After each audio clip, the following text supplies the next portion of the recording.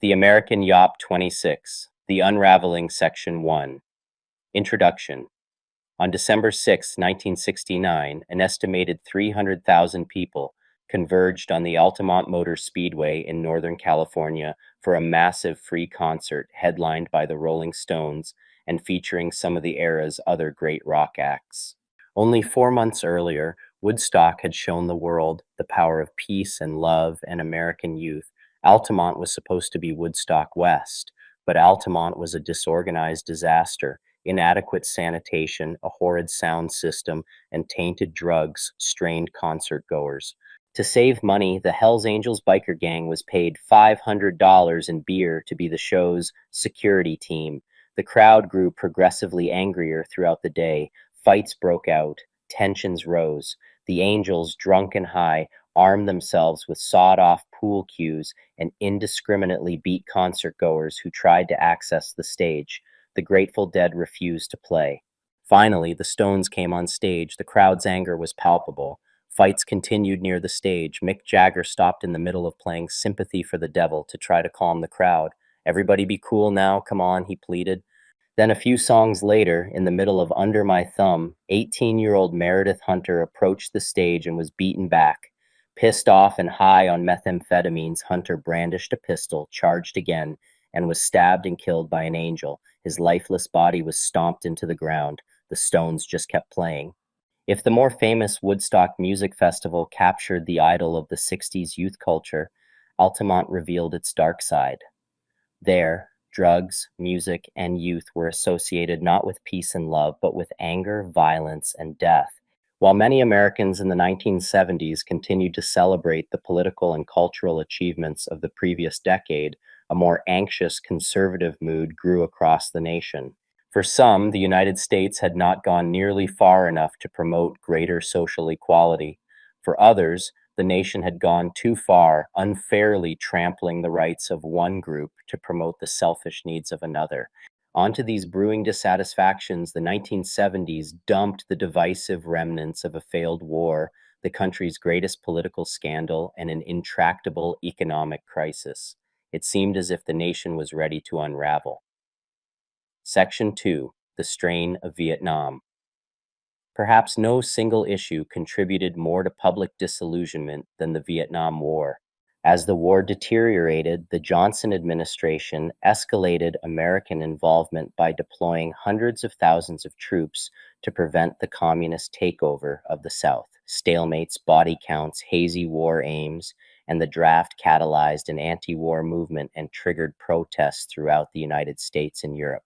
With no end in sight, protesters burned draft cards, refused to pay income taxes, occupied government buildings, and delayed trains loaded with war materials.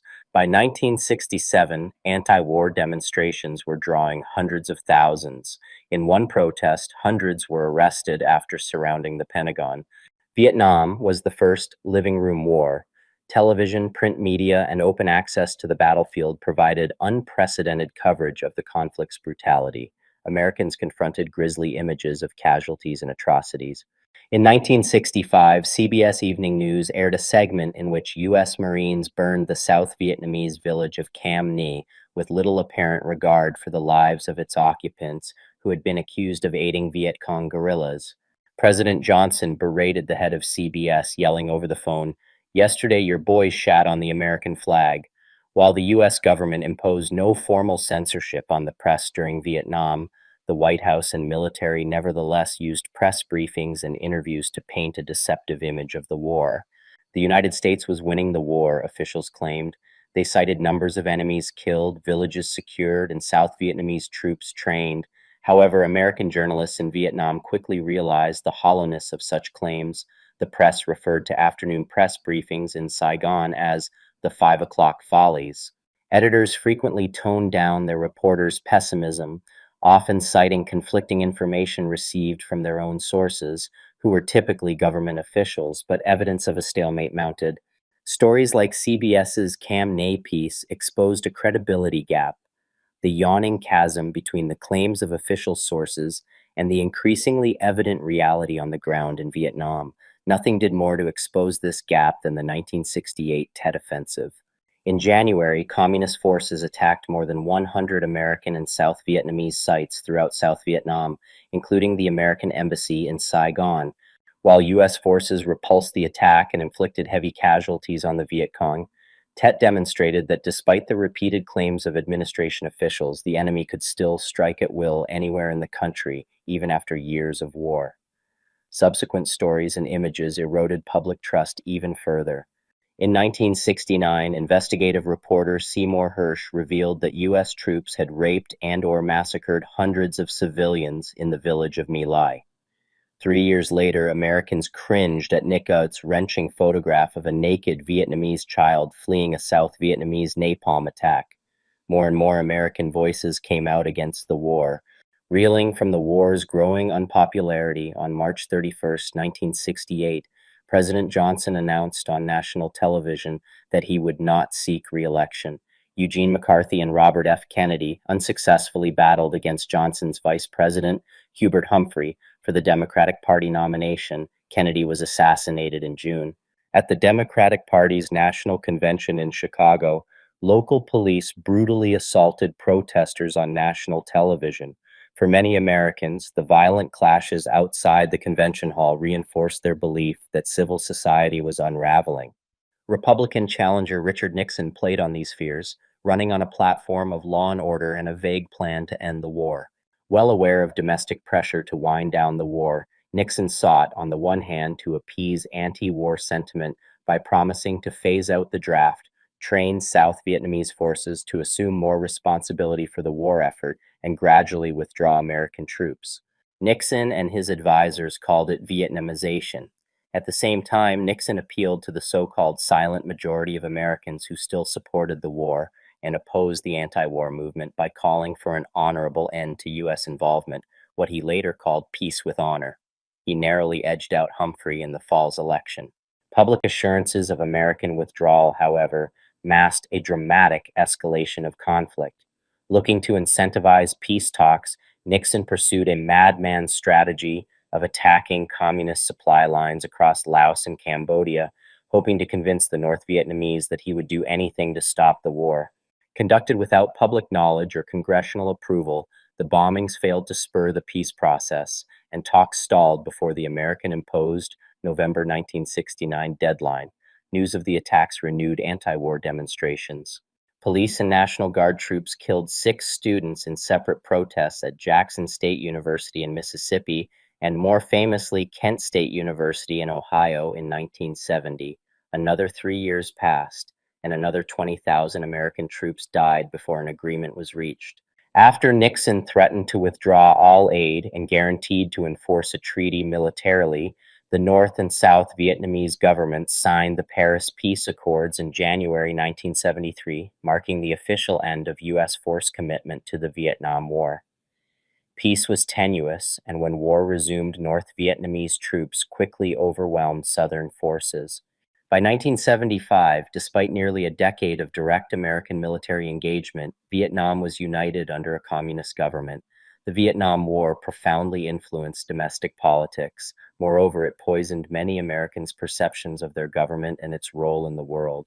And yet, while the anti-war demonstrations attracted considerable media attention and stand today as a hallmark of the 60s counterculture, many Americans nevertheless continued to regard the war as just. Wary of the rapid social changes that reshaped American society in the 1960s and worried that anti-war protests threatened an already tenuous civil order, a growing number of Americans turned to conservatism. Section 3, Racial, Social, and Cultural Anxieties. The civil rights movement looked dramatically different at the end of the 1960s than it had at the beginning. The movement had never been monolithic, but prominent competing ideologies had fractured the movement by the 1970s. The rise of the Black Power movement challenged the integrationist dreams of many older activists as the assassinations of Martin Luther King Jr. and Malcolm X fueled disillusionment, and many alienated activists recoiled from liberal reformers. By 1970, for instance, the Black Panthers had dozens of chapters with thousands of members across the country. The Chicago-based Illinois Black Panther Party, ILBPP, headed by the youthful Fred Hampton, was among its most active. Hampton worked to build a multiracial, class-conscious coalition, the Rainbow Coalition in Chicago, to push anti-poverty programs, improved housing, and better policing. He was killed in a police raid on December 4th, 1969. Black Americans, of course, were not the only racial group navigating the new world of the late 1960s and 1970s with new strategies and new organizations. The Chicano movement, for instance, continued to develop as Mexican Americans challenged systemic inequalities across the American Southwest, while advancing new ethnic pride in a Chicano identity, captured formally by poets such as Corky Gonzalez and writers such as Rodolfo Acuna in declarations such as El Pan Espiritual de Aztlan, and in ordinary everyday ways by a newfound refusal to cede Spanish language names, Mexican foodways, and other expressions of Mexican American culture to integration with Anglo American norms. Youth, meanwhile, led the way, founding groups such as the Mexican American Youth Organization, MAYO, in San Antonio, and United Mexican American Students, UMass, in Los Angeles in 1967. Students targeted unequal school funding, opposed prohibitions against Spanish speaking, championed greater attention to Mexican and Mexican American contributions in history, literature, and other subjects, and fought against the many daily indignities suffered by Mexican and Mexican American schoolchildren. Thousands walked out of Southern California schools to protest the inadequacy of funding and support for students. The next year, students in Crystal City, Texas walked out when the local school board signaled that no more than one Mexican American would participate as a high school cheerleader. Months later, activists in Crystal City founded La Raza Unida, a third-party movement that challenged Texas Democrats and achieved electoral gains for Mexican Americans in communities across South Texas. Similar impulses swept across the Hispanic United States. In Chicago, for instance, a Puerto Rican street gang, the Young Lords, followed the example of the Black Panthers and evolved into a multi-ethnic community empowerment organization that organized community programs and protests. Native Americans, meanwhile, continued to assert themselves. The Red Power movement fueled dramatic occupations of Alcatraz Island, 1969 to 1971, and Wounded Knee, South Dakota, 1973, as well as broader organizing. By the mid-1970s, hundreds of indigenous organizations formed, including American Indians United, which participated in the Alcatraz occupations, the International Indian Treaty Council, which demanded that the U.S. government recognize and follow through on its treaty commitments, and the Council of Energy Resource Tribes, which worked to ensure that Native people received a fair share of their oil and gas royalties after decades of Bureau of Indian Affairs, BIA, fraud and mismanagement. Activism continued. University of New Mexico students protested at a BIA supply center that had ignored Native employees' complaints about racial discrimination. We Indian college students can no longer sit back and watch our people being discriminated against, one Native student explained. We must protest these injustices. Navajo elders in Arizona, meanwhile, formed a picket line to prevent Peabody Coal Company's strip mining bulldozers from destroying community sites. Imagine, a young Navajo said afterwards, seeing long-haired Navajos carrying picket signs. In response to such activism, as well as lobbying by mainstream groups like the National Congress of American Indians, Congress passed legislation to meet Native people's demands for political and cultural autonomy, in particular the 1975 Indian Self-Determination and Education Assistance Act, the 1978 American Indian Religious Freedom Act, and the 1978 Indian Child Welfare Act. The political evolution of civil rights in America was reflected in popular culture. The lines of race, class, and gender ruptured American mass culture. The monolith of popular American culture, pilloried in the 50s and 60s as exclusively white, male-dominated, conservative, and stifling, finally shattered as Americans retreated into ever smaller segmented subcultures. Marketers now targeted particular products to ever smaller pieces of the population, including previously neglected groups such as African Americans. Subcultures often revolved around certain musical styles, whether pop, disco, hard rock, punk rock, country, or hip hop. Styles of dress and physical appearance likewise aligned with cultures of choice.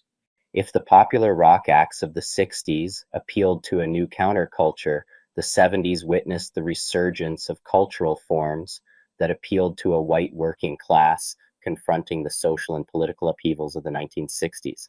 Country hits such as Merle Haggard's Okie from Muskogee evoked simpler times and places where people still wave Old Glory down at the courthouse and they don't let our hair grow long and shaggy like the hippies out in San Francisco. Haggard would claim the song was satirical, but it nevertheless took hold. Yeah, and a popular television sitcom, All in the Family, became an unexpected hit among middle America. The show's main character, Archie Bunker, was designed to mock reactionary middle-aged white men, but audiences embraced him. Isn't anyone interested in upholding standards? He lamented in an episode dealing with housing integration. Our world is coming crumbling down. The coons are coming. As Bunker knew, African Americans were becoming much more visible in American culture. While black cultural forms had been prominent throughout American history, they assumed new popular forms in the 1970s. Disco offered a new, optimistic, racially integrated pop music. Musicians such as Aretha Franklin, Andre Crouch, and Fifth Beatle Billy Preston brought their background in church performance to their own recordings, as well as to the work of white artists like the Rolling Stones, with whom they collaborated. At the end of the decade, African American musical artists introduced American society to one of the most significant musical innovations in decades, the Sugar Hill Gang's 1979 record Rapper's Delight. A lengthy paean to black machismo, it became the first rap single to reach the top 40. Just as rap represented a hyper-masculine black cultural form, Hollywood popularized its white equivalent. Films such as 1971's Dirty Harry captured a darker side of the national mood. Clint Eastwood's titular character exacted violent justice on clear villains, working within the sort of brutally simplistic ethical standard that appealed to Americans anxious about a perceived breakdown in law and order. The movie's moral position is fascist, wrote critic Roger Ebert, who nevertheless gave it 3 out of 4 stars. Perhaps the strongest element fueling American anxiety over law and order was the increasingly visible violence associated with the civil rights movement. No longer confined to the anti-black terrorism that struck the Southern civil rights movement in the 1950s and 1960s, publicly visible violence now broke out among black Americans in urban riots and among whites protesting new civil rights programs. In the mid-1970s, for instance, protests over the use of busing to overcome residential segregation and truly integrate public schools in Boston washed the city in racial violence. Stanley Forman's Pulitzer Prize-winning photo, The Soiling of Old Glory, famously captured a black civil rights attorney, Ted Landsmark, being attacked by a mob of anti-busing protesters, one of whom wields an American flag as a weapon. Urban riots, though, rather than anti-integration violence, tainted many white Americans' perception of the civil rights movement and urban life in general. Civil unrest broke out across the country, but the riots in Watts, Los Angeles, 1965, Newark, 1967, and Detroit, 1967, were the most shocking. In each, a physical altercation between white police officers and African Americans spiraled into days of chaos and destruction. Tens of thousands participated in urban riots. Many looted and destroyed white-owned business. There were dozens of deaths, tens of millions of dollars in property damage, and an exodus of white capital that only further isolated urban poverty. In 1967, President Johnson appointed the Kerner Commission to investigate the causes of America's riots. Their report became an unexpected bestseller. The commission cited black frustration with the hopelessness of poverty as the underlying cause of urban unrest. As the head of the Black National Business League testified, it is to be more than naive indeed. It is a little short of sheer madness for anyone to expect the very poorest of the American poor to remain docile and content in their poverty when television constantly and eternally dangles the opulence of our affluent society before their hungry eyes. A Newark rioter who looted several boxes of shirts and shoes put it more simply, they tell us about that pie in the sky, but that pie in the sky is too damn high. But white conservatives blasted the conclusion that white racism and economic hopelessness were to blame for the violence. African Americans wantonly destroying private property, they said, was not a symptom of America's intractable racial inequalities, but the logical outcome of a liberal culture of permissiveness that tolerated, even encouraged, nihilistic civil disobedience. Many white moderates and liberals, meanwhile, saw the explosive violence as a sign that African Americans had rejected the nonviolence of the earlier civil rights movement. The unrest of the late 60s did, in fact, reflect a real and growing disillusionment among African Americans with the fate of the civil rights crusade. In the still smoldering ashes of Jim Crow, African Americans in Watts and other communities across the country bore the burdens of lifetimes of legally sanctioned discrimination in housing, employment, and credit. Segregation survived the legal dismantling of Jim Crow. The perseverance of stark racial and economic segregation in nearly all American cities destroyed any simple distinction between Southern de jure segregation and non-Southern de facto segregation. Black neighborhoods became traps that too few could escape.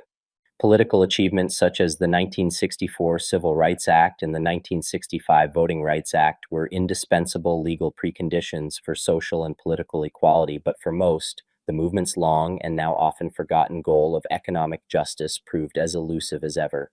"I worked to get these people the right to eat hamburgers," Martin Luther King Jr. supposedly said to Bayard Rustin as they toured the devastation in Watts some years earlier, "and now I've got to do something to help them get the money to buy it. What good was the right to enter a store without money for purchases?" Section 4. The Crisis of 1968. To many Americans in 1968, the country seemed to be unraveling. Martin Luther King Jr. was killed on April 4th, 1968. He had been in Memphis to support striking sanitation workers. Prophetically, he had reflected on his own mortality in a rally the night before. Confident that the civil rights movement would succeed without him, he brushed away fears of death. "I've been to the mountaintop," he said, "and I've seen the promised land." The greatest leader in the American civil rights movement was lost. Riots broke out in over 100 American cities. 2 months later, on June 6th, Robert F. Kennedy was killed campaigning in California. He had represented the last hope of liberal idealists. Anger and disillusionment washed over the country. As the Vietnam War descended ever deeper into a brutal stalemate and the Tet Offensive exposed the lies of the Johnson administration, students shut down college campuses and government facilities. Protests enveloped the nation. Protesters converged on the Democratic National Convention in Chicago at the end of August 1968, when a bitterly fractured Democratic Party gathered to assemble a passable platform and nominate a broadly acceptable presidential candidate. Demonstrators planned massive protests in Chicago's public spaces. Initial protests were peaceful, but the situation quickly soured as police issued stern threats and young people began to taunt and goad officials. Many of the assembled students had protest and sit-in experiences only in the relative safe havens of college campuses and were unprepared for Mayor Richard Daley's aggressive and heavily armed police force and National Guard troops in full riot gear. Attendees recounted vicious beatings at the hands of police and guardsmen, but many young people convinced that much public sympathy could be won via images of brutality against unarmed protesters continued stoking the violence. Clashes spilled from the parks into city streets, and eventually the smell of tear gas penetrated the upper floors of the opulent hotels hosting Democratic delegates. Chicago's brutality overshadowed the convention and culminated in a violent, internationally televised standoff in front of the Hilton Hotel. "The whole world is watching," the protesters chanted.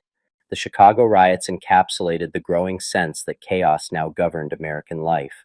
For many idealists of the time, the violence of 1968 represented the death of a dream. Disorder and chaos overshadowed hope and progress. And for conservatives, it was confirmation of all of their fears and hesitations. Americans of 1968 turned their back on hope. They wanted peace. They wanted stability. They wanted law and order. Section 5, the rise and fall of Richard Nixon. Beleaguered by an unpopular war, inflation, and domestic unrest, President Johnson opted against re-election in March 1968, an unprecedented move in modern American politics. The forthcoming presidential election was shaped by Vietnam and the aforementioned unrest as much as by the campaigns of the Democratic nominee, Vice President Hubert Humphrey, Republican Richard Nixon, and third-party challenger George Wallace, the infamous segregationist governor of Alabama. The Democratic Party was in disarray in the spring of 1968 when Senators Eugene McCarthy and Robert Kennedy challenged Johnson's nomination, and the president responded with his shocking announcement. Nixon's candidacy was aided further by riots that broke out across the country after the assassination of Martin Luther King Jr. and the shock and dismay experienced after the slaying of Robert Kennedy in June. The Republican nominee's campaign was defined by shrewd maintenance of his public appearances and a pledge to restore peace and prosperity to what he called the silent center, the millions of people in the middle of the political spectrum. This campaign for the silent majority was carefully calibrated to attract suburban Americans by linking liberals with violence and protest and rioting. Many embraced Nixon's message. A September 1968 poll found that 80% of Americans believed public order had broken down. Meanwhile, Humphrey struggled to distance himself from Johnson and maintain working-class support in northern cities, where voters were drawn to Wallace's appeals for law and order and a rejection of civil rights. The vice president had a final surge in northern cities with the aid of Union support, but it was not enough to best Nixon's campaign. The final tally was close. Nixon won 43.3% of the popular vote, 31,783,783, narrowly besting Humphrey's 42.7%, 31,266,006. Wallace, meanwhile, carried 5 states in the Deep South, and his 13.5%, 9,906,473 of the popular vote constituted an impressive showing for a third-party candidate. The Electoral College vote was more decisive for Nixon. He earned 302 electoral votes, while Humphrey and Wallace received only 191 and 45 votes, respectively. Although Republicans won a few seats, Democrats retained control of both the House and Senate and made Nixon the first president in 120 years to enter office with the opposition party controlling both houses of Congress. Once installed in the White House, Richard Nixon focused his energies on American foreign policy, publicly announcing the Nixon Doctrine in 1969. On the one hand, Nixon asserted the supremacy of American democratic capitalism and pledged that the United States would continue supporting its allies financially. However, he denounced previous administrations' willingness to commit American forces to Third World conflicts and warned other states to assume responsibility for their own defense. Nixon's national security advisor, Henry Kissinger, believed the world was entering a new era of multipolarity and that the United States needed to be realistic about what it could accomplish.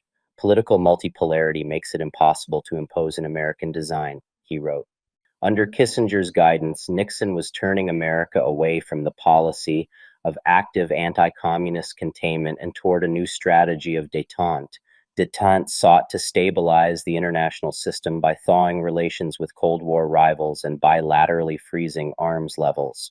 Taking advantage of tensions between Communist China and the Soviet Union, Nixon pursued closer relations with both in order to de-escalate tensions and strengthen the United States' position relative to each. The strategy seemed to work. In 1972, Nixon became the first American president to visit Communist China and the first since Franklin Roosevelt to visit the Soviet Union.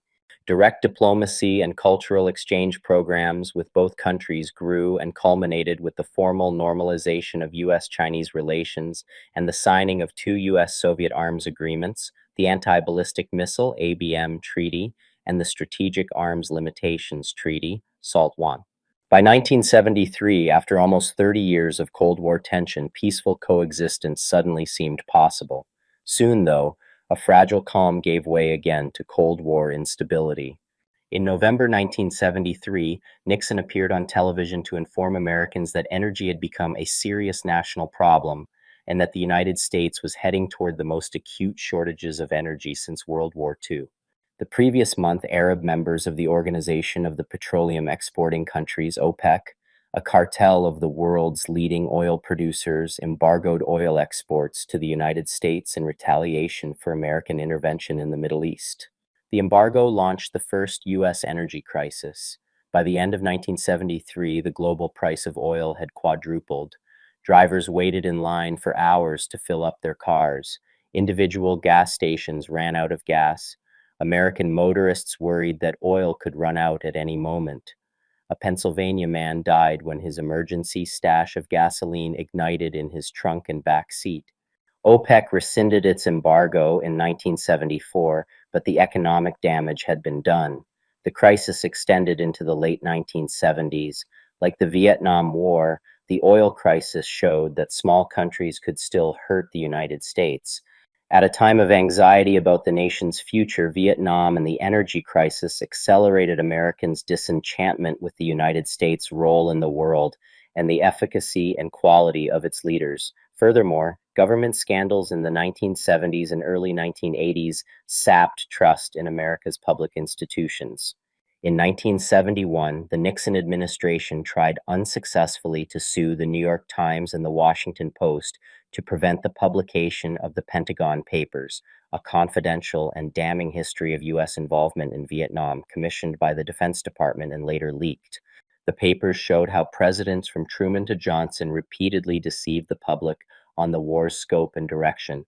Nixon faced a rising tide of congressional opposition to the war, and Congress asserted unprecedented oversight of American war spending. In 1973, it passed the War Powers Resolution, which dramatically reduced the president's ability to wage war without congressional consent. However, no scandal did more to unravel public trust than Watergate. On June 17, 1972, 5 men were arrested inside the offices of the Democratic National Committee, DNC, in the Watergate complex in downtown Washington, D.C. After being tipped off by a security guard, police found the men attempting to install sophisticated bugging equipment. One of those arrested was a former CIA employee, then working as a security aide for the Nixon administration's committee to re-elect the president, lampooned as creep. While there is no direct evidence that Nixon ordered the Watergate break-in, he had been recorded in conversation with his chief of staff, requesting that the DNC chairman be illegally wiretapped to obtain the names of the committee's financial supporters. The names could then be given to the Justice Department and the Internal Revenue Service, IRS, to conduct spurious investigations into their personal affairs. Nixon was also recorded ordering his chief of staff to break into the offices of the Brookings Institution and take files relating to the war in Vietnam, saying, "God damn it, get in and get those files, blow the safe and get it." Whether or not the president ordered the Watergate break-in, the White House launched a massive cover-up. Administration officials ordered the CIA to halt the FBI investigation and paid hush money to the burglars and White House aides. Nixon distanced himself from the incident publicly and went on to win a landslide election victory in November 1972. But thanks largely to 2 persistent journalists at the Washington Post, Bob Woodward and Carl Bernstein, information continued to surface that tied the burglaries ever closer to the CIA, the FBI, and the White House. The Senate held televised hearings. Citing executive privilege, Nixon at first refused to comply with orders to produce tapes from the White House's secret recording system. 18.5 minutes from a conversation with his chief of staff about the break-in were missing when the first tranche of tapes were turned over. Later tapes revealed Nixon's active orchestration of a cover-up and ordered U.S. Attorney General Elliot Richardson, head of the Justice Department, to fire the special prosecutor appointed to investigate the break-in. Richardson and his deputy, William Ruckelshaus, both resigned rather than do so. Such blatant executive corruption and stonewalling proved too much for the American public. Democrats controlled Congress, but even Nixon's Republican allies refused to prioritize their party affiliation above the rule of law. In July 1974, the House Judiciary Committee approved a bill to impeach the president. Nixon resigned before the full House could vote on impeachment. He became the first and only American president to resign from office. Vice President Gerald Ford was sworn in as his successor, and a month later granted Nixon a full presidential pardon. Nixon largely disappeared from public life without ever publicly apologizing, accepting responsibility, or facing charges. Section 6, Deindustrialization and the Rise of the Sun Belt. American workers had made substantial material gains throughout the 1940s and 1950s. During the so-called Great Compression, Americans of all classes benefited from post-war prosperity. Segregation and discrimination perpetuated racial and gender inequalities, but unemployment continually fell, and a highly progressive tax system and powerful unions lowered general income inequality as working class standards of living nearly doubled between 1947 and 1973. But general prosperity masked deeper vulnerabilities. Perhaps no case better illustrates the decline of American industry and the creation of an intractable urban crisis than Detroit. Detroit boomed during World War II, when auto manufacturers like Ford and General Motors converted their assembly lines to build machines for the American war effort. Observers dubbed the city the arsenal of democracy. After the war, however, automobile firms began closing urban factories and moving to outlying suburbs. Several factors fueled the process. Some cities partly deindustrialized themselves. Municipal governments in San Francisco, St. Louis, and Philadelphia banished light industry to make room for high-rise apartments and office buildings. Mechanization also contributed to the decline of American labor. A manager at a newly automated Ford engine plant in post-war Cleveland captured the interconnections between these concerns when he glibly noted to United Automobile Workers, UAW President Walter Reuther, "You are going to have trouble collecting union dues from all of these machines." More importantly, however, manufacturing firms sought to reduce labor costs by automating, downsizing, and relocating to areas with business-friendly policies like low tax rates, anti-union right-to-work laws, and low wages. Detroit began to bleed industrial jobs. Between 1950 and 1958, Chrysler, which actually kept more jobs in Detroit than either Ford or General Motors, cut its Detroit production workforce in half. In the years between 1953 and 1960, East Detroit lost 10 plants and over 71,000 jobs. Because Detroit was a single industry city, decisions made by the big three automakers reverberated across the city's industrial landscape. When auto companies mechanized or moved their operations, ancillary suppliers like machine tool companies were cut out of the supply chain and were likewise forced to cut their own workforce. Between 1947 and 1977, the number of manufacturing firms in the city dropped from over 3,000 to fewer than 2,000. The labor force was gutted. Manufacturing jobs fell from 338,400 to 153,000 over the same 3 decades. Industrial restructuring decimated all workers, but deindustrialization fell heaviest on the city's African Americans. Although many middle-class Black Detroiters managed to move out of the city's ghettos, by 1960, 19.7% of Black auto workers in Detroit were unemployed, compared to just 5.8% of whites. Overt discrimination in housing and employment had for decades confined African Americans to segregated neighborhoods where they were forced to pay exorbitant rents for slum housing. Subject to residential intimidation and cut off from traditional sources of credit, few could afford to follow industry as it left the city for the suburbs and other parts of the country, especially the South. Segregation and discrimination kept them stuck where there were fewer and fewer jobs. Over time, Detroit devolved into a mass of unemployment, crime, and crippled municipal resources. When riots rocked Detroit in 1967, 25 to 30% of Black residents between the ages of 18 and 24 were unemployed. Deindustrialization in Detroit and elsewhere also went hand in hand with the long assault on unionization that began in the aftermath of World War II. Lacking the political support they had enjoyed during the New Deal years, labor organizations such as the CIO and the UAW shifted tactics and accepted labor management accords in which cooperation, not agitation, was the strategic objective. This accord held mixed results for workers. On the one hand, management encouraged employee loyalty through privatized welfare systems that offered workers health benefits and pensions. Grievance arbitration and collective bargaining also provided workers official channels through which to criticize policies and push for better conditions. At the same time, bureaucracy and corruption increasingly weighed down unions and alienated them from workers and the general public. Union management came to hold primary influence in what was ostensibly a pluralistic power relationship. Workers, though, still willing to protest by necessity, pursued a more moderate agenda compared to the union workers of the 1930s and 1940s.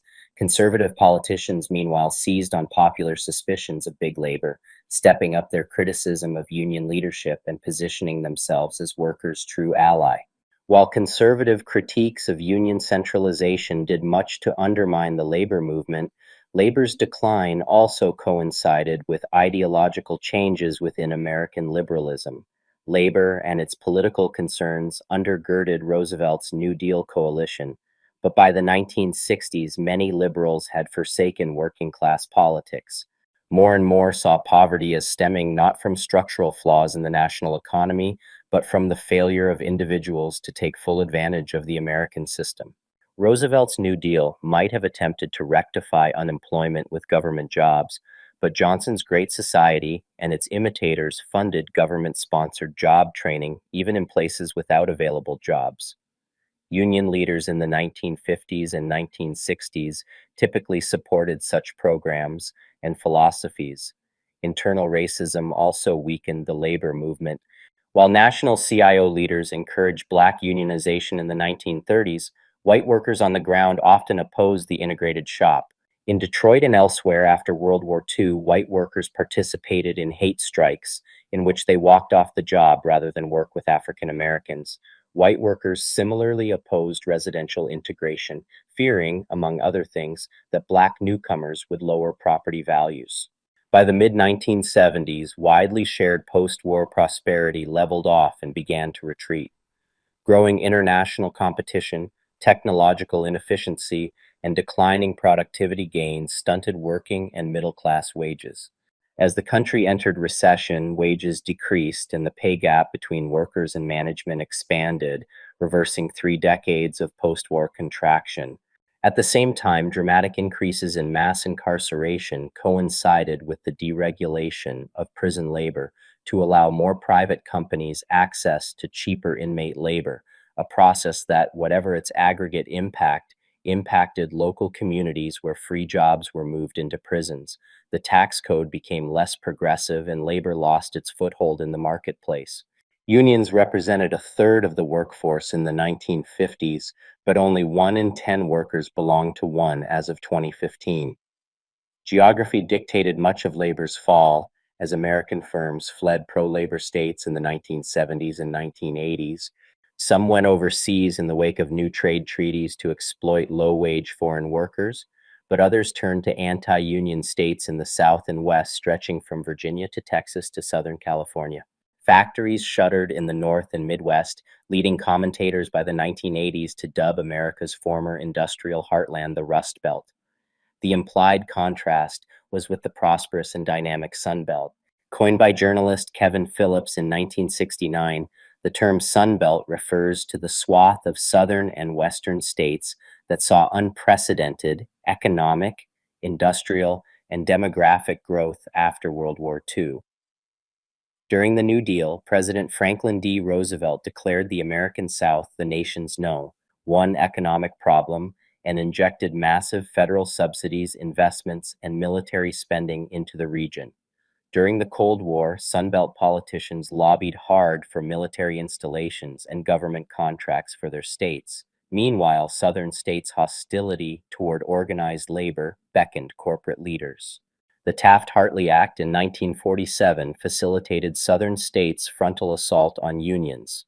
Thereafter, cheap, non-unionized labor, low wages, and lax regulations pulled Northern industries away from the Rust Belt. Skilled Northern workers followed the new jobs southward and westward, lured by cheap housing and a warm climate slowly made more tolerable by modern air conditioning. The South attracted business but struggled to share their profits. Middle-class whites grew prosperous, but often these were recent transplants, not native Southerners. As the cotton economy shed farmers and laborers, poor white and black Southerners found themselves mostly excluded from the fruits of the Sun Belt. Public investments were scarce. White Southern politicians channeled federal funding away from primary and secondary public education and toward high-tech industry and university-level research.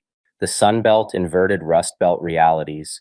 The South and West had growing numbers of high-skill, high-wage jobs, but lacked the social and educational infrastructure needed to train native poor and middle-class workers for those jobs. Regardless, more jobs meant more people, and by 1972, Southern and Western Sun Belt states had more electoral votes than the Northeast and Midwest. This gap continues to grow. Though the region's economic and political ascendance was a product of massive federal spending, new right politicians who had constructed an identity centered on small government found their most loyal support in the Sun Belt. These business-friendly politicians successfully synthesized conservative Protestantism and free market ideology, creating a potent new political force. Housewives organized reading groups in their homes, and from those reading groups sprouted new organized political activities. Prosperous and mobile old and new suburbanites gravitated toward an individualistic vision of free enterprise espoused by the Republican Party.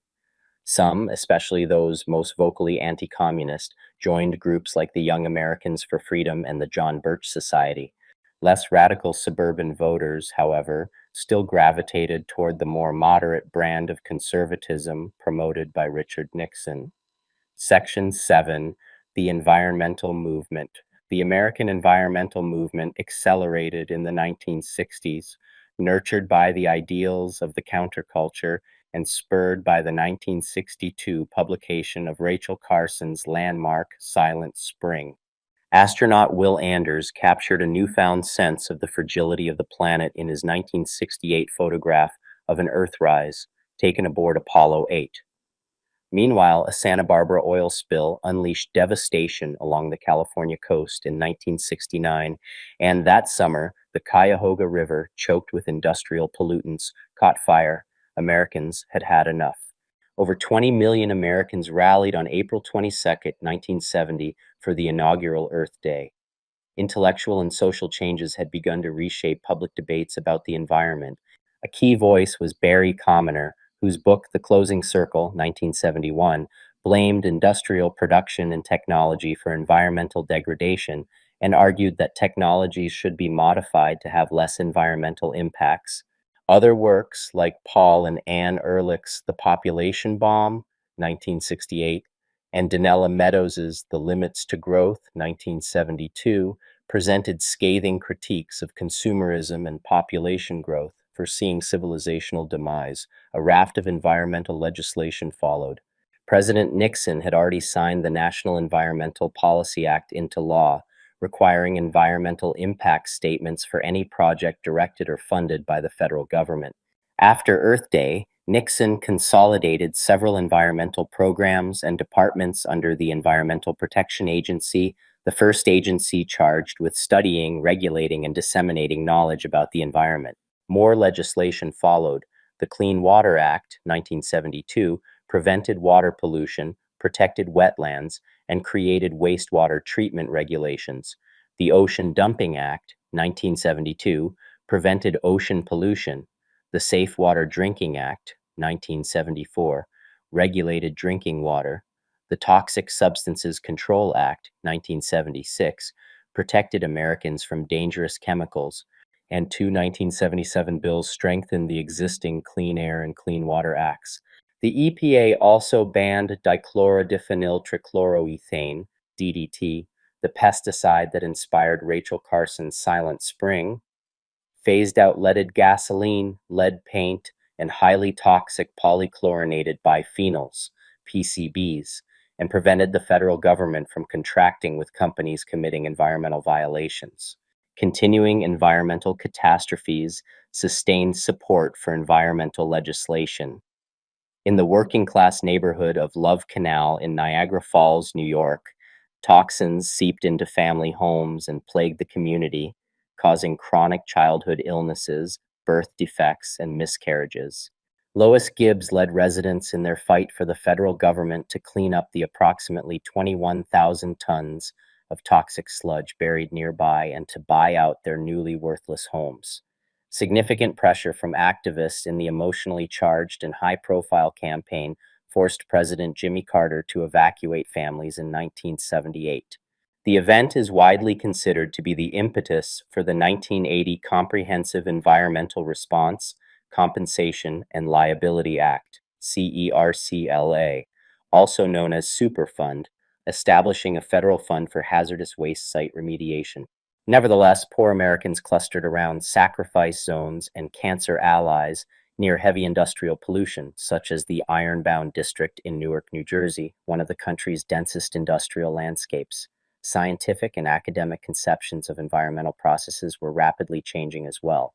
The idea of global warming, a kind of man-made climate change caused by the burning of fossil fuels and the release of greenhouse gases, emerged in the late 1970s, characterizing what scientists were, with greater certainty and precision, coming to see as a major environmental problem. All of us must learn to waste less energy, Carter declared. Soon after assuming office, President Carter appeared on television in a sweater, urging Americans to conserve energy amid the energy crisis. He established the Department of Energy, pushed for better fuel efficiency standards in cars, and advocated for the development and adoption of renewable energy sources, notably installing solar cells on the White House roof. Section 8. The Politics of Love, Sex, and Gender. As rights-based social and political movements multiplied and accelerated, the sexual revolution and its many offshoots pushed on into the 1970s. In particular, many Americans feminists, gay men, lesbians, transgender individuals, and straight couples increasingly rejected the rigid roles of the nuclear family. More and more women worked outside of the home in some instances to achieve a more fulfilling life, and in others, practically, to supplement household incomes in an era of stagnant wages, while at the same time cohabitation without marriage spiked, straight couples married later, if at all, and divorce levels climbed. Sexuality, decoupled from marriage and procreation, became for many not only a source of personal fulfillment, but an urgent political cause. At the turn of the decade, sexuality was considered a private matter, yet was rigidly regulated by federal, state, and local law. Statutes typically defined legitimate sexual expression within narrow bounds, often within the confines of straight, procreative marriage. Interracial marriage, for instance, was illegal in many states until 1967 and remained socially taboo for many long after. Same-sex intercourse and cross-dressing were criminalized in most states, and gay men, lesbians, and transgender people were vulnerable to violence and policing as well as discrimination in housing and employment. Two landmark legal rulings in 1973 established the battle lines for the sex wars of the 1970s. First, the Supreme Court's 7-2 ruling in Roe v. Wade, 1973, struck down a Texas abortion ban. The court's decision built on precedent from a 1965 ruling that, in striking down a Connecticut law prohibiting married couples from using birth control, recognized a constitutional right to privacy. In Roe, the court reasoned that this right of privacy is broad enough to encompass a woman's decision whether or not to terminate her pregnancy. The court held that states could not interfere with a woman's right to an abortion during the first trimester of pregnancy and could only fully prohibit abortions during the third trimester.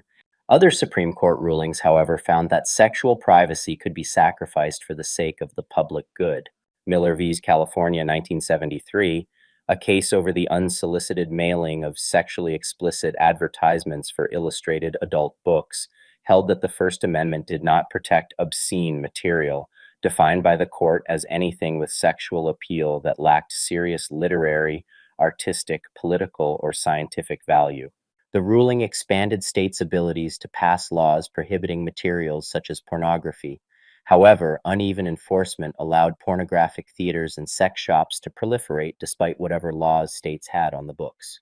Americans debated whether these represented the pinnacle of sexual liberation or, as lesbian poet and feminist Rita Mae Brown suggested, the ultimate conclusion of sexist logic.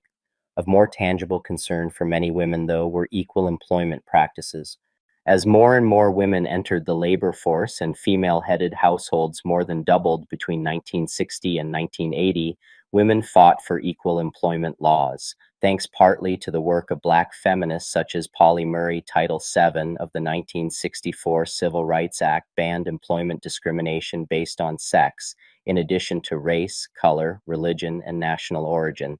If sex is not included, Murray argued in a memorandum sent to members of Congress, the Civil Rights Bill would be including only half of the Negroes. Like most laws, Title VII's full impact came about slowly, as women across the nation entered into litigation and pressured employers to offer them equal opportunities compared to those they offered to men.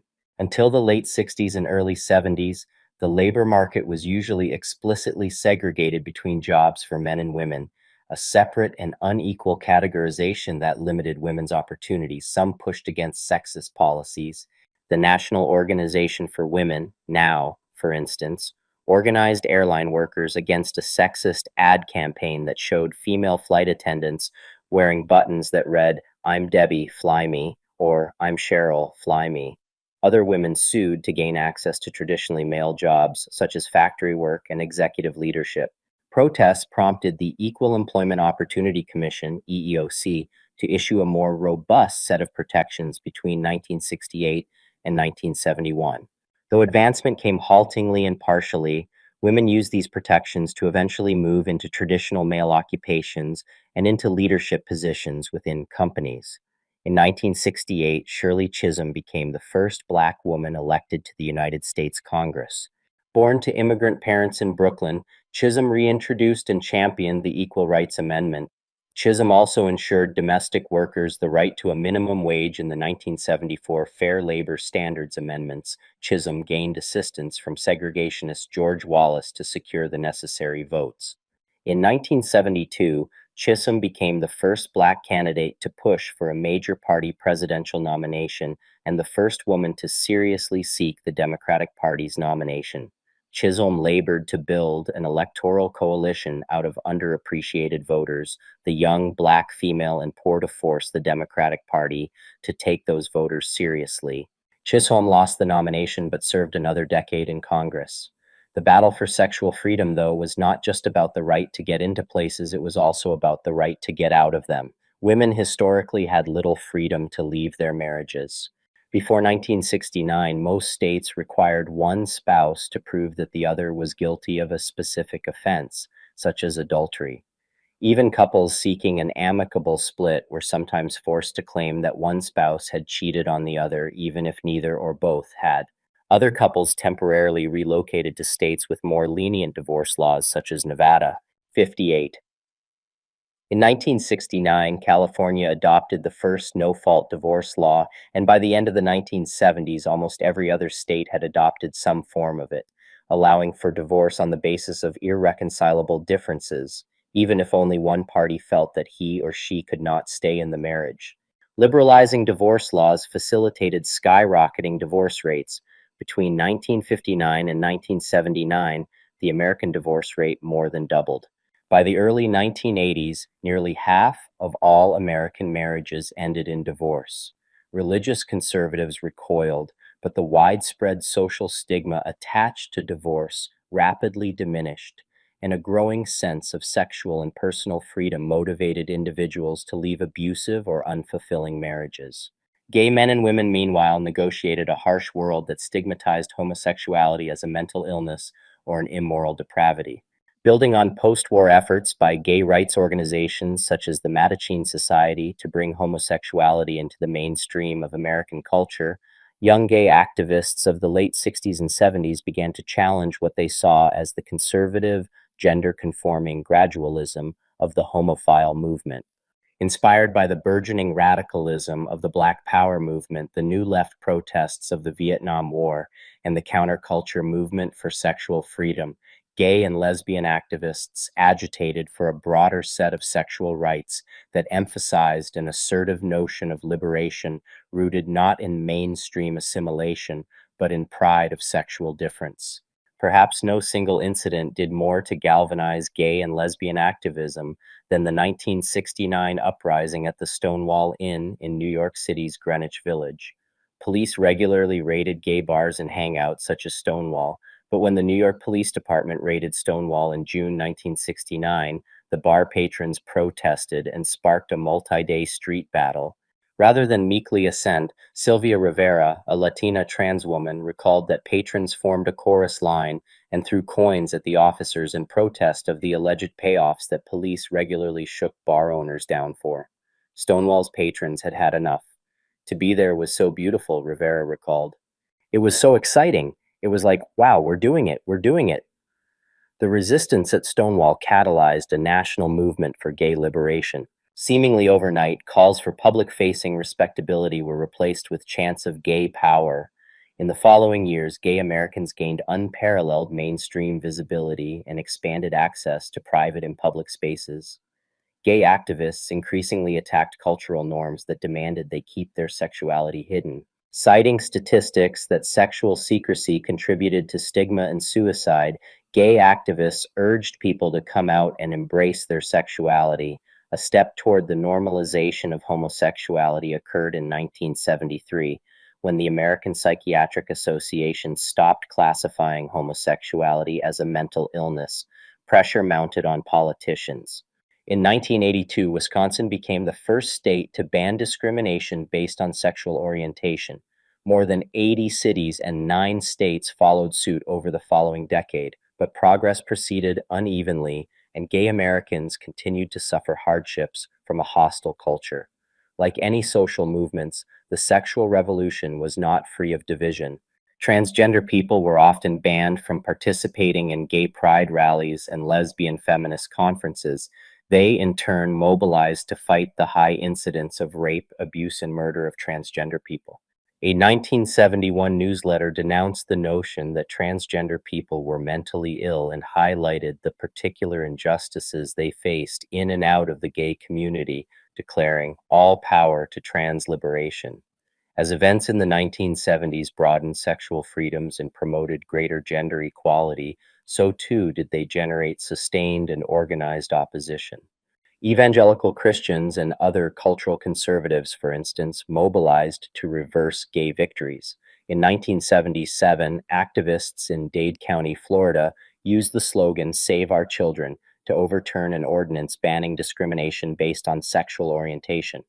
A leader of the ascendant religious right, a Baptist minister and religious broadcaster from Lynchburg, Virginia, named Jerry Falwell, said in 1980, "It is now time to take a stand on certain moral issues.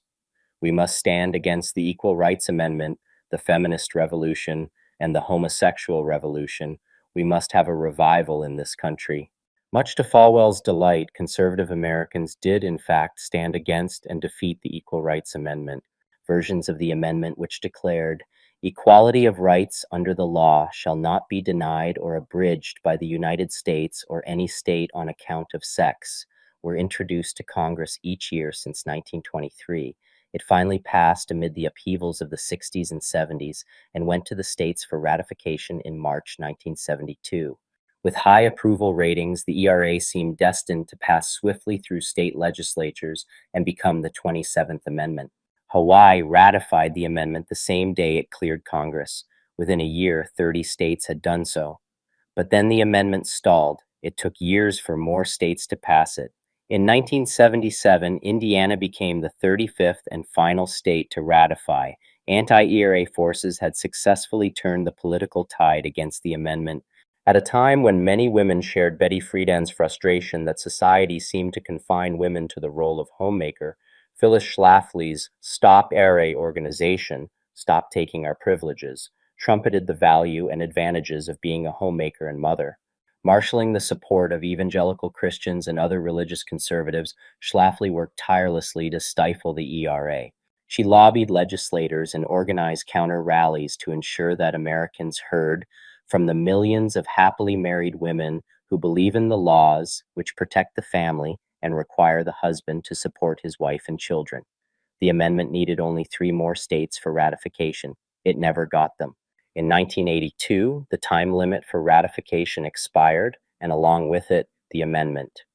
The failed battle for the ERA revealed deep fault lines over the politics of sex and gender in the United States. Campaigns for gender equality and sexual freedom advanced across the 1960s and 1970s before stalling in the face of conservative resistance, heralding a mounting political counter-revolution that would sweep its way across the political landscape of the 1980s. Section 9, the Misery Index. Although Nixon eluded prosecution, Watergate continued to weigh on voters' minds.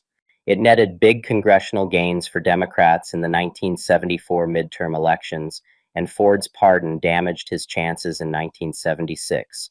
Former Georgia Governor Jimmy Carter, a nuclear physicist and peanut farmer who represented the rising generation of younger, racially liberal New South Democrats, captured the Democratic nomination.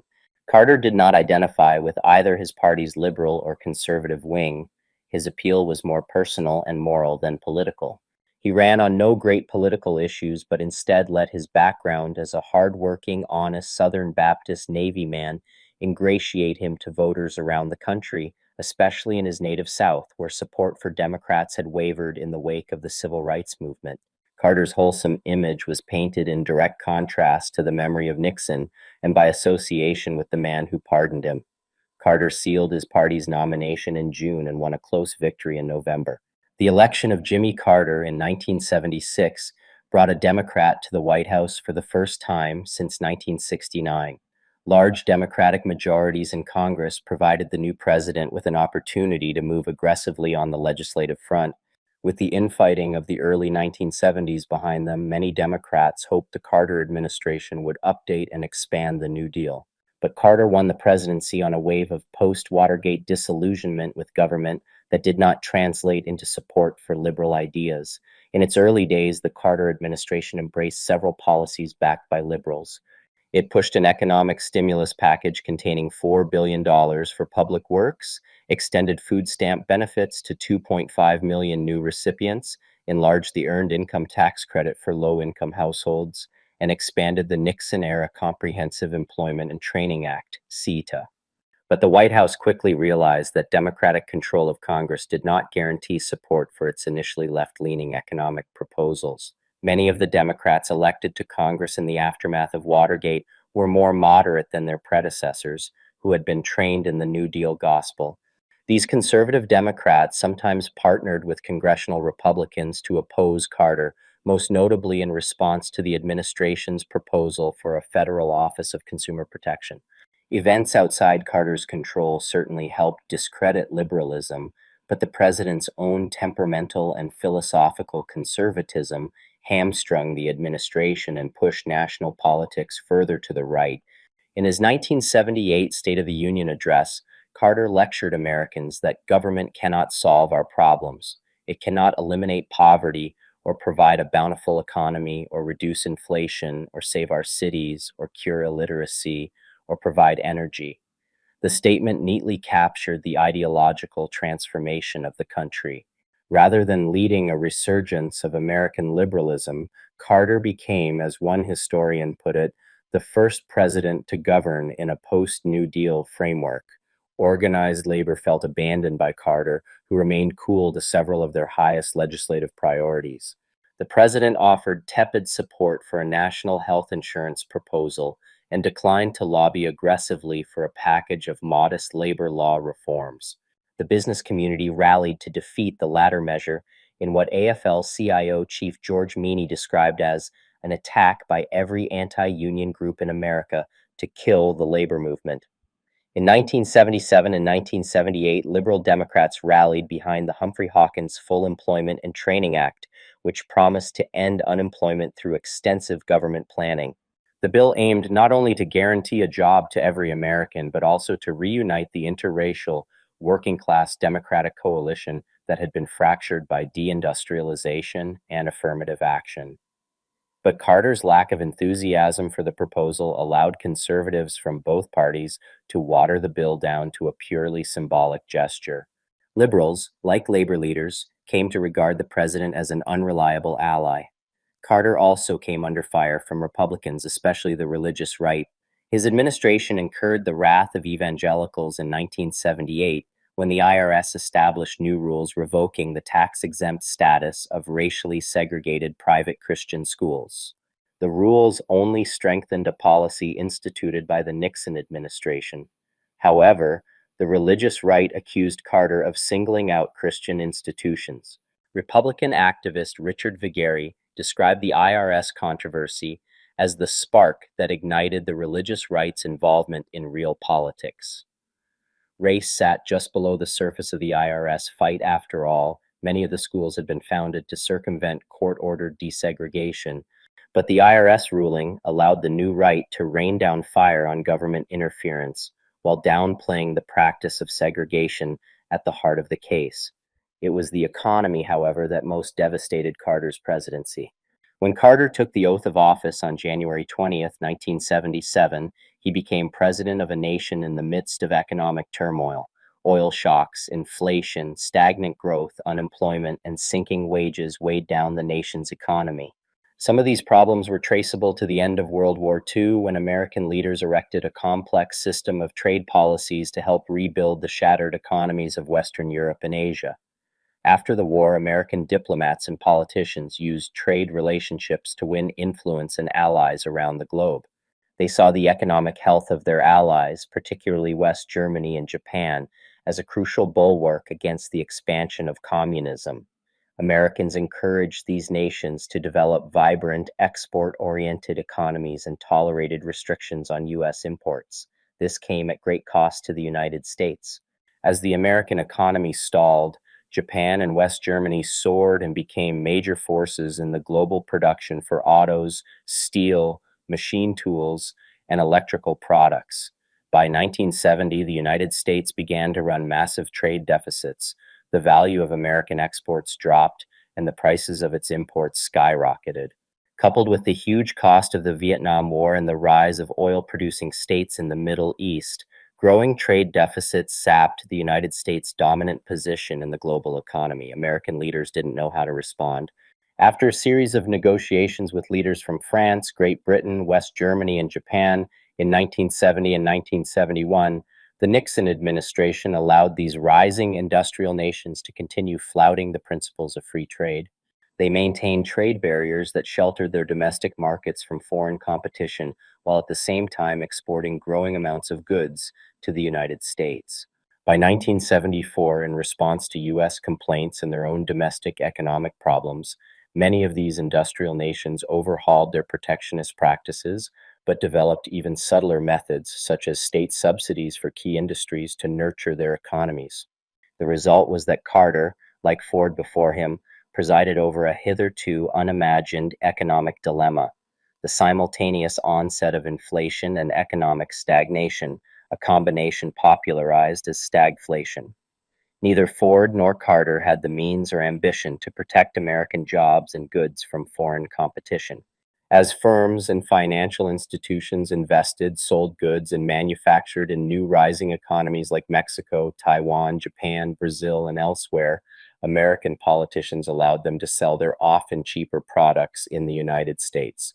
As American officials institutionalized this new unfettered global trade, many American manufacturers perceived only one viable path to sustained profitability: moving overseas, often by establishing foreign subsidiaries or partnering with foreign firms.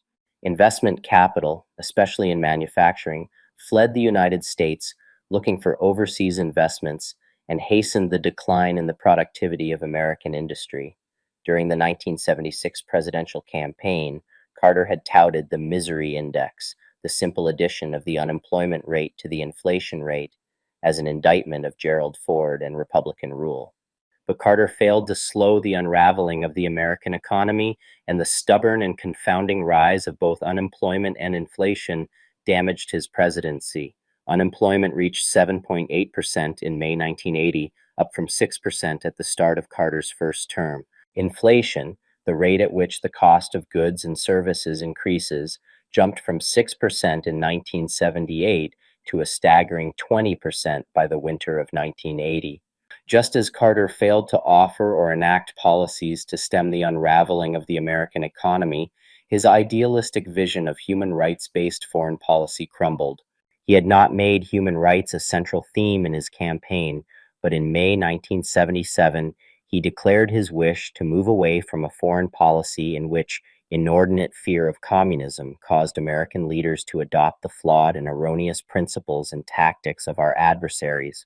Carter proposed instead a policy based on constant decency in its values and on optimism in our historical vision. Carter's human rights policy achieved real victories. The United States either reduced or eliminated aid to American-supported right-wing dictators guilty of extreme human rights abuses in places like South Korea, Argentina, and the Philippines.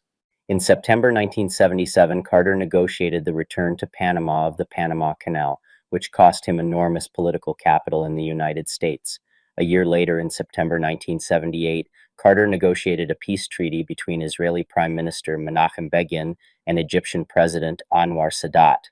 The Camp David Accords, named for the president's rural Maryland retreat, where 13 days of secret negotiations were held, represented the first time an Arab state had recognized Israel and the first time Israel promised Palestine self-government. The Accords had limits for both Israel and the Palestinians, but they represented a major foreign policy coup for Carter, and yet Carter's dreams of a human rights-based foreign policy crumbled before the Cold War and the realities of American politics. The United States continued to provide military and financial support for dictatorial regimes vital to American interests, such as the oil-rich state of Iran. When the President and First Lady Rosalind Carter visited Tehran, Iran, in January 1978, the President praised the nation's dictatorial ruler, Shah Reza Pahlavi, and remarked on the respect and the admiration and love Iranians had for their leader. When the Shah was deposed in November 1979, revolutionaries stormed the American embassy in Tehran and took 52 Americans hostage. Americans not only experienced another oil crisis as Iran's oil fields shut down, they watched America's news programs for 444 days remind them of the hostages and America's new global impotence. Carter couldn't win their release. A failed rescue mission ended in the deaths of 8 American servicemen. Already beset with a punishing economy, Carter's popularity plummeted. Carter's efforts to ease the Cold War by achieving a new nuclear arms control agreement disintegrated under domestic opposition from conservative Cold War hawks, such as Ronald Reagan, who accused Carter of weakness. A month after the Soviets invaded Afghanistan in December 1979, a beleaguered Carter committed the United States to defending its interests in the Middle East against Soviet incursions, declaring that an assault would be repelled by any means necessary, including military force. The Carter Doctrine not only signaled Carter's ambivalent commitment to de-escalation and human rights, it testified to his increasingly desperate presidency. Carter, meanwhile, also struggled to enact a domestic humanitarian policy. A moderate, he nevertheless championed the Equal Rights Amendment, supported legal protections for gay and lesbian individuals, and went after the most overt forms of institutional segregation. Under Carter, the Internal Revenue Service, IRS, attempted to close the segregation academy loophole by revoking the tax exemptions of religious schools that persisted in practicing segregation, angering Southern evangelical leaders such as Jerry Falwell, who operated such academies, and provoking many to take up partisan political activism.